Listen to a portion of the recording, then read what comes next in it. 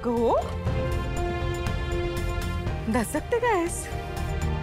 बरं ऐक, काळजी करत होतीस ना, तुझा ऋषी दादा आलाय. वैतागून गेला होता पण आता शांत होऊन आलाय. बरं झालं.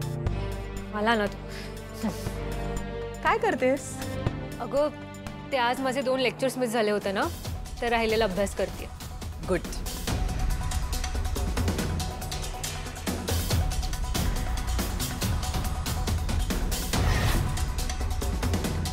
म्हणजे तू नोट्स कॉपी करतेस? हो. या कमळीचे नोट्स कॉपी करतेस का? काय झालं? प्राजू, पूर्ण क्लासमध्ये तुला ही एकटीच मिळाली का नोट्स मागायला? नाही, तुझ्या क्लासमध्ये आपल्या क्लासचे, आपल्या स्टेटसचे मुलं मुली नाही आहेत का? की ही थर्ड क्लास कमळीच मिळाली तुला नोट्स मागायला? तिच्यात आणि आपल्यात खूप फरक आहे प्राजू. तिचा आणि आपला क्लास वेगळा आहे. ही गावातली मुलं आहे ना, ही फुकटात येऊन शिकतात कारण आपण त्यांना चॅरिटी करतो. उगाच आहे ना फुकटची फ्रेंडशिप करायला जाऊ नकोस. का तुझंही त्या ऋषी सारखं झालंय? हे बघ, गावातल्या मुलांची आणि शहरातल्या मुलांची हुशारी वेगवेगळी असते. जमीन आसमानचा फरक असतो. आई, असं काही नसतं ग. उलट आजकाल गावाकडची मुलं खूप हुशार असतात. आणि तू कमळीविषयी म्हणशील ना, तर आमच्या क्लासमध्ये ती नेहमी फर्स्ट येते. अगं फक्त क्लासमध्ये नाही, पूर्ण डिव्हिजनमध्ये तीच फर्स्ट असते. आणि आता तर ती कॉलेजची GS आहे. आई, तू तिचा अभ्यास बघशील ना तर इतकं. बस, माझ्याशी वाद घालायचा नाही. आई, मी ते फक्त हेच सांगत होती. राजू, तू आता मला शिकवणार आहेस का? तुझ्यापेक्षा चांगलं मला माहिती आहे कोणाशी मैत्री करायची, कोणाशी संगत करायची. आणि काय ग, काय आहे या गावंढळ कमळीमध्ये? कसली तिची भाषा आहे? का तूही बोलणार आहेस आता तिच्यासारखं अशुद्ध आणि पाणी? काय भाषा बोलते ती मुलगी? आलो काय, गेलो काय, उभारलो काय? आई, भाषेचं काय आहे? ती पण मराठीच भाषा आहे, फक्त लहेजा काय तो वेगळा आहे ग. आणि ती तिची गावाकडची भाषा आहे. आणि लहानपणापासून तसंच बोलत आली ग ती. आणि मला खरंच असं वाटतं की आपण तिच्या बोलीभाषेचा रिस्पेक्ट करायला पाहिजे. राजू, परत तेच सांगते हा, तिचा आणि आपला क्लास वेगळा आहे. हे बघ, शेवटी तुला आपल्या क्लासमधल्या लोकांमध्ये वावरायचे. तुझं लग्न सुद्धा मी आपल्या तोला मोलाच्या, आपल्या स्टेटसच्या मुलाशी करून देणार आहे. तेव्हा काय करशील? या 2 मेण्यावाल्या गावंढळ कमळीला तुझी करवली म्हणून घेऊन जाशील? आई, प्लीज असं नको ना गं बोलू. अगं खूप चांगली मुलगी आहे ती. तुला माहित नाहीये तिने माझ्यासाठी किती काय काय केलंय ते. हो, बर. मला ना प्राजू आज ऐकायचे तिने तुझ्यासाठी किती काय काय काय केलंय.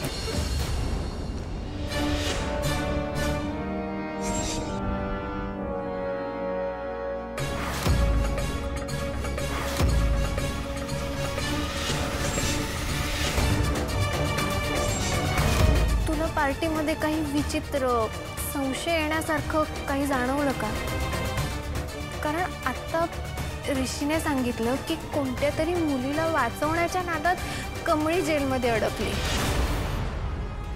बिचारी कमळी कशी सुटणार आता जेलमधून?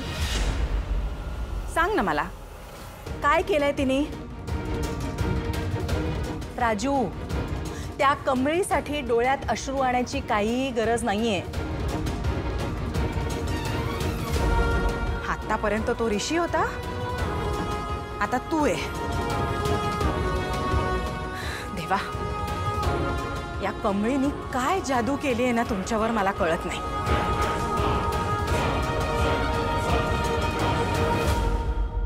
कमळीपासून लांब राहायचं, समजलं?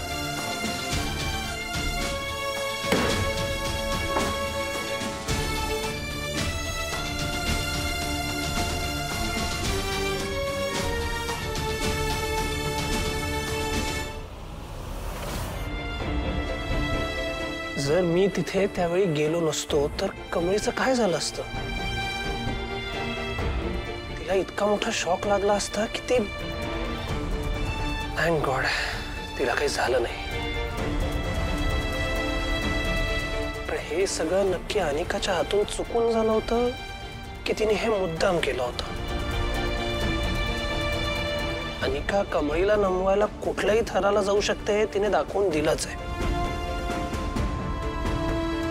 पण एवढं सगळं होऊनही ती आता असं काही करेल? ती स्वतःहून म्हणाली की तिच्या हातून चुकून झालंय, पण ती अशी लगेच कबूल झाली म्हणजे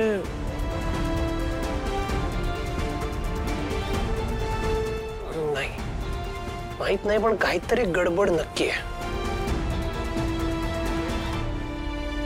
दादा दादा आईला काय प्रॉब्लेम आहे कमळीशी रे? का ती तिचा इतका रागराग करते? अरे काय केलंय तिने? तिने माझ्यासाठी किती काय काय केलंय तुला माहिती आहे ना. त्या रात्री कमळी आली नसती तर काय झालं असतं? अरे स्वतःच्या आयुष्याचा विचार नाही केला रे तिने माझ्यासाठी. आज जे लोक कमळीला वाईट समजतात त्यांना कसं सांगू, कसं पटवून देऊ की ती किती चांगली मुलगी आहे. दुसऱ्याच्या भल्यासाठी स्वतःचं आयुष्य पणाला लावते रे ती. हा आपल्यासारखी पैशाने श्रीमंत नाहीये ती, पण तिच्यातली माणुसकी, तिची हुशारी, तिच्या अंगातले गुण आणि सगळ्यात श्रीमंत आहे रे ती. आईला माहित नाहीये ना, कमळीने ज्या मुलीला ड्रग्सच्या केसमधून वाचवलं ती मुलगी मीच होते.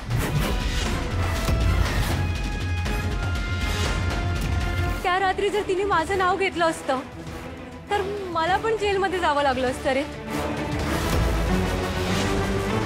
पण त्याच्या आधी जे काही झालं असतं आणि मला कुठेच तोंड दाखवायला जागा उरली नसती रे. हे आईला माहित नाहीये ना, म्हणून ती तिला नावं ठेवती. आणि मला सांग, आई सतत स्टेटस स्टेटस करते ना रे. हा, हे तिचं स्टेटस कोणी वाचवलं? कमळीनेच ना. राजू, काय झालं होतं पार्टीत?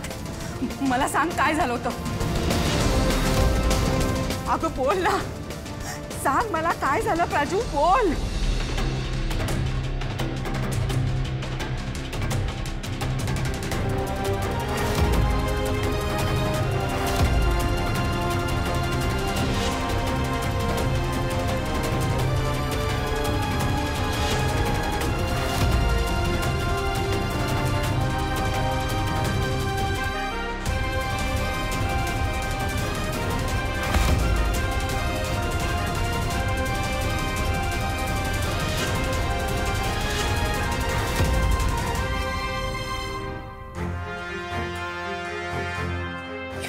राजू,